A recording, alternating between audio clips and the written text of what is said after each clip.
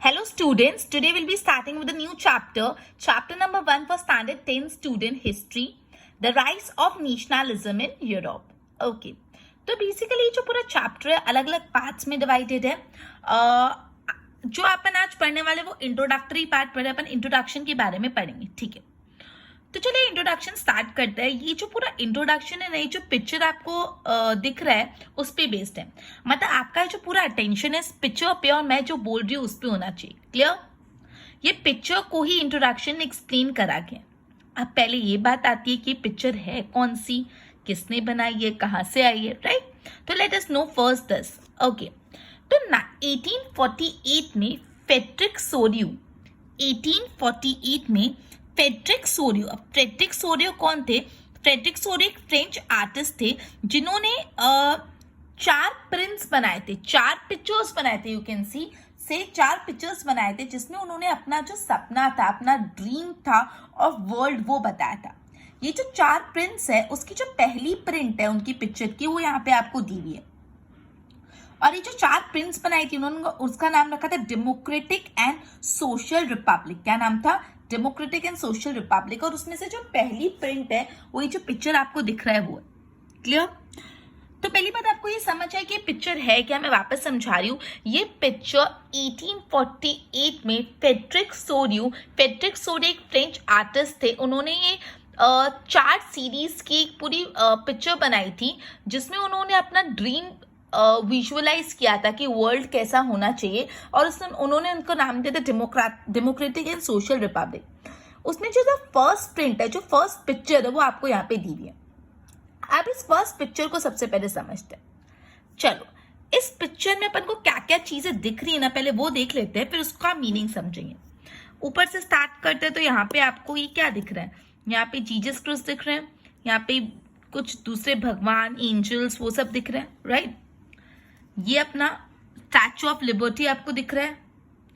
और यहाँ पे बहुत सारे लोगों की लंबी सी लाइन है. देखो, यहाँ से जाते जाते पीछे पीछे पीछे पीछे पीछे और पीछे लंबी सी लाइन है. और कुछ दिख रहा है, ये देखो, यहाँ पे कुछ कचरे का ढेर जैसा लग रहा है, कुछ पीसेस, शैटर्ड पीसेस दिख रहे हैं. क्लियर?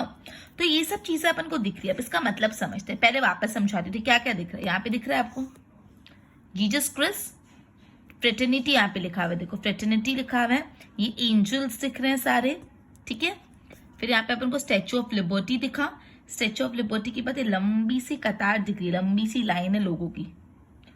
ये लोगों में कुछ स्पेसिफिक दिख रहा है. देखो, अलग अलग फ्लैग्स कैरी कर रहे हैं लोग. क्लियर? और यहाँ पे नीचे कुछ कचरे का ढेर जैसे शैटर्ड कुछ पीसेस पड़े हुए हैं. क्लियर? अब इसमें क्या चीज क्या है वो समझते हैं. तो सबसे पहले अपन पढ़ते हैं कि ये जो लंबी सी कतार क्या है. तो बेसिकली यूरोप और अमेरिका के लोग, ये जो लंबी सी आपको लाइन दिख रही है, ये देखो, ये पूरा यहाँ से यहाँ तक पीछे तक लाइन जा रही है, एक्सटेंड हो रही है, ये लंबी सी लाइन. ठीक है, तो ये बहुत सारे लोग हैं, मतलब ये लंबी सी लाइन एक्सटेंड. तो यूरोप और जो अमेरिका के लोग हैं वो सारे एज ग्रुप के, सारे सोशल क्लासेस के, मतलब हर एज ग्रुप के, हर सोशल क्लास के लोग एक लंबी सी चेन बना के खड़े हैं. And they are marching in a long chain. वो आगे बढ़ते सारे लंबी सी चेन में. ठीक है, अपन को पहले पिक्चर से क्या समझ आ रहा है कि यहाँ पे यूरोप और अमेरिका के लोग, हर सोशल क्लास के, हर एज ग्रुप के लोग साथ में मिलकर एक लंबी सी चेन में आगे बढ़े जा रहे हैं. अब आगे बढ़ के क्या कर रहे हैं, वो स्टैचू ऑफ लिबर्टी, यहाँ पे आपको दिख रहा है ये स्टैचू ऑफ लिबर्टी. वो स्टैचू ऑफ लिबर्टी को क्या होमेज पे करे, स्टैचू ऑफ लिबर्टी को वो होमेज पे करके आगे बढ़ते जा रहे हैं. ये जो स्टैचू ऑफ लिबर्टी है वो हमेशा इसको as an female figure personified किया जाता है. अब इनके देखो, एक हाथ में टॉर्च है और दूसरे हाथ में क्या है, चार्टर ऑफ मेन्स राइट. एक हाथ में टॉर्च और दूसरे हाथ में चार्टर्स ऑफ मेन राइट है. अभी टॉर्च इंडिकेट करते हैं टॉर्च ऑफ एनलाइटनमेंट है, जो उजाला फैलाती है. वैसे ही टॉर्च जो अंधकार में उजाला देती है. और दूसरा यहाँ पे charter of man's right, man's की क्या राइट है उसकी पूरी चार्टर है. ये जो स्टैचू ऑफ लिबर्टी है बेसिकली फीमेल फिगर की तरह पर्सोनिफाई होता है. और इनके एक हाथ में एक टॉर्च है जो टॉर्च ऑफ एनलाइटनमेंट है, और दूसरे हाथ में चार्टर ऑफ ह्यूमन राइट्स है. क्लियर? ओके, अब आपको यहाँ पे ये जो कुछ कचरे का ढेर जैसा दिख रहा है, कुछ नीचे जमीन पे पड़ा हुआ है, दिखा? तो ये क्या है? तो ये जो कचरे का ढेर जैसा नीचे जमीन में कुछ पड़ा हुआ है, ये पर्सोनिफाई कर रहा है, ये इंडिकेट कर रहा है कि जो एब्सोल्यूटिस्ट गवर्नमेंट है, एब्सोल्यूटिस्ट इंस्टीट्यूशन है, उनके टुकड़े टुकड़े करके यहाँ पे ढेर में पड़े, शैटर्ड होके ढेर में पड़े। अब आपको डाउट आ रहा होगा एब्सोल्यूटिज्म मतलब क्या होता है? तो एब्सोल्यूटिज्म ऐसी गवर्नमेंट होती है जहाँ पे पूरा का पूरा गवर्नमेंट रोल होता है और कोई भी ह्यूमन जो सिटीजन है उनका कोई रोल ही नहीं होता। लेकिन से मोनार्की, जो मोनार्की फॉर्म ऑफ गवर्नमेंट होती है, आपको पता है राजा महाराजाओं का रूल, जहाँ पे प्रजा की सुनवाई नहीं होती, जो राजा महाराजा चाहते हैं अल्टीमेटली वही होता है। तो ये मोनार्कियल सिस्टम भी बोल सकते हैं, एब्सोल्यूटिस्ट सिस्टम, जिसमें पूरा गवर्नमेंट के पास पावर सेंट्रलाइज होती है, मिलिट्री उनकी होती है, बहुत रिप्रेसिव सिस्टम फॉलो करते हैं। तो बेसिकली यहाँ पे अपन को दिख रहा है, इसको ऐसे कचरे के ढेर में से छोटे छोटे टुकड़े करके फेंक दिया। ये देखा क्राउन के कुछ पीसेस हैं, मतलब ये सब बताया यहाँ पे कि shattered remains of symbol of absolutism institution, मतलब जो भी एब्सोल्यूटिज्म टाइप की गवर्नमेंट है उसके टुकड़े टुकड़े करके उसके रिमेन्स यहाँ पे दिख रहे हैं। मतलब ये चीज हमको नहीं चाहिए, ये इंडिकेट करते ना अगर टुकड़े टुकड़े यहाँ पे पड़े हैं तो। क्लियर? अब ये जो बेसिकली फ्रेडरिक सोरी का एक यूटोपियन विजन है। यूटोपियन विजन मतलब क्या होता है? ऐसा विजन जो सोचने में अच्छा लगता है but it is unlikely to actually exist, मतलब ये इतना अच्छा हो, इतना ऐसा विजन अनलाइकली टू एग्जिस्ट होने की संभावना ही नहीं है। तो ये विजन में बेसिकली आपको दिख रहा होगा लोग अलग अलग फ्लैग्स और अलग अलग नेशनल कॉस्ट्यूम्स में, देखो लोगों ने अलग अलग फ्लैग्स कैरी कर रखे हैं और अलग अलग उनके नेशन के कॉस्ट्यूम में। अब ये पूरी मार्च में सबसे जो लीडिंग है ना, जो सबसे आगे है वो है यूएस और स्विट्जरलैंड। वो है यूएस और स्विट्जरलैंड जो ऑलरेडी नेशन स्टेट्स हैं।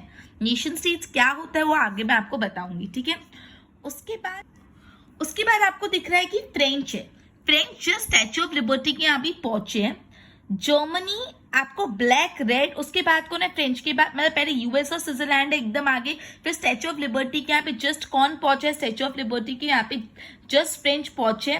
फिर जर्मनी है जो ब्लैक रेड और गोल्डन फ्लैग में दिख रहा है, ब्लैक रेड और गोल्डन फ्लैग, ब्लैक रेड और गोल्डन फ्लैग, यहाँ पे पीपल ऑफ जर्मनी है। अब ऊपर देखो, यहाँ पे हेवन से जीसस क्रिस्ट और दूसरे जो एंजल्स है वो ये पूरा सिचुएशन को ऊपर से देख रहे हो, आशीर्वाद दे रहे कि yes you are going in the right direction, ठीक है? मतलब ये एक्टिविटी में, ये चीज में भगवान ने भी आशीर्वाद दे दिया, ऐसा बताना चाहते, ठीक है? अब बेसिकली ड्यूरिंग 19th सेंचुरी के दौरान यहाँ पे नेशनलिज्म बहुत तेजी से इमर्ज हुआ। 19th सेंचुरी के दौरान नेशनलिज्म बहुत तेजी से इमर्ज हुआ और नेशन कंसेप्ट, कौन सा कंसेप्ट? नेशन कंसेप्ट का चलन बहुत चला। Sorry, nation state. Nation state मतलब क्या होता है? मतलब बोला है छोटे छोटे एम्पायर को राजा महाराजा नहीं रूल करने चाहिए। इसमें ऐसा बोला है majority of citizen, not only ruler, most of जो सिटीजन है, सिर्फ रूलर ही नहीं, came to develop a sense of common identity and share a history। मतलब जितने भी नेशन में लोग हैं, मेजॉरिटी ऑफ द नेशन सबका एक कॉमन आइडेंटिटी हो, कॉमन हिस्ट्री वो लोग शेयर करें, ठीक है? ऐसे नहीं रूलर्स की हिस्ट्री अलग और नॉर्मल पीपल की अलग, नहीं, जितने भी मेजॉरिटी ऑफ पीपल है, मेजॉरिटी ऑफ सिटीजन है स्टेट में, including rulers and not only rulers और सिटीजन, सब एक common sense of identity share करें, कॉमन हिस्ट्री, मतलब सब कॉमन आइडेंटिटी, ऐसा नहीं कि रूलर्स की आइडेंटिटी अलग, नॉर्मल लोगों की अलग, सब एक कॉमन आइडेंटिटी से शेयर करें, सबकी कॉमन हिस्ट्री हो। क्लियर? तो नेशन स्टेट का कंसेप्ट यही बोलता है कि majority of the citizen, not only rulers, came to develop a sense of common identity and share a common history and descendant। Clear? ये इंपॉर्टेंट भी है नेशन स्टेट की डेफिनेशन। उसमें बेसिकली जो मोस्ट ऑफ सिटीजन जितने भी citizen है, सिर्फ रूलर्स ही नहीं, नॉट ओनली रूलर्स, सिर्फ रूलर्स ही नहीं, वो क्या करेंगे? कॉमन आइडेंटिटी शेयर करेंगे, common identity and a sense of common and a share history and descendant. Clear? Okay, तो ये था पूरी पिक्चर का विजुअलाइजेशन। ये आपका जो इंट्रोडक्शन पार्ट है उसमें यही बात बताई है, पूरी पिक्चर का विजुअलाइजेशन करा है। मैं एक और बार समझा रही हूँ। मतलब 1848 में फ्रेडरिक सोरी ने ये पूरी चार प्रिंट्स का एक ड्रीम बनाया था अपना। उसमें पहला प्रिंट दिया हुआ है जिसमें सबसे पहले अपन को लंबी सी कतार दिख रही लोगों की, मतलब यूरोप और अमेरिका के लोग, सारे एज ग्रुप के, सब सोशल बैकग्राउंड के साथ में मार्च करे और वो स्टैच्यू ऑफ लिबर्टी को होमेज पे करे। स्टैच्यू ऑफ लिबर्टी एक फीमेल फिगर की तरह पर्सोनिफाई किया है। उनके एक हाथ में टॉर्च ऑफ एनलाइटनमेंट और दूसरे हाथ में चार्टर ऑफ मेंस राइट है। क्लियर? ओके, तो बेसिकली इतना हुआ। फिर उसके बाद यहाँ पे shattered remains of absolutism government दिख रहा है। एब्सोल्यूटिज्म गवर्नमेंट वो होती है काइंड ऑफ मोनार्की गवर्नमेंट जहाँ पे राजा महाराजा जैसा रूल चलता है, लोगों से कुछ लोगों को सुनवाई नहीं की जाती। सबसे आगे यूएस और स्विट्जरलैंड है जो ऑलरेडी नेशन स्टेट हो गए। फिर फ्रेंच जस्ट यहाँ पे पहुंचे और उसके पीछे जर्मनी एंड फिर पीछे पीछे अलग अलग लोग हैं। ठीक है, हेवन से जीसस क्रिस्ट और बाकी सारे एंजल ये पूरा दृश्य देख रहे हैं और अपना आशीर्वाद दे रहे हैं। पूरा ड्यूरिंग 19th सेंचुरी नेशनलिज्म एक बहुत तेजी से इमर्ज हुआ था यूरोप में। और फिर अपन ने नेशन स्टेट की डेफिनेशन में, नेशन स्टेट वैसा स्टेट होता है जहाँ पे जितने भी सिटीजन है सबकी कॉमन आइडेंटिटी हो, सबकी हिस्ट्री और सबका डिसेंडेंट शेयर करे, सब कॉमन हो। ठीक है, सिर्फ रूलर्स के पास ही पावर नहीं हो, उसको बोलते हैं नेशन स्टेट। क्लियर? ओके, एक बार इसको अच्छे से गो थ्रू कर लो। ओके, तो नेक्स्ट जो अपना टॉपिक है राइज ऑफ नेशनलिज्म और नेशन स्टेट, जो French revolution and concept of nation state, वो अपन नेक्स्ट लेक्चर में पढ़ेंगे। एक बार ये पूरे पिक्चर को अच्छे से विजुअलाइज कर लेना। इंट्रोडक्शन पार्ट ये है, पिक्चर बेस्ड क्वेश्चन भी पूछ सकते हैं। ठीक है, तो ये बहुत ही इंपॉर्टेंट है, एकदम अच्छे से पढ़ना। Till then good bye.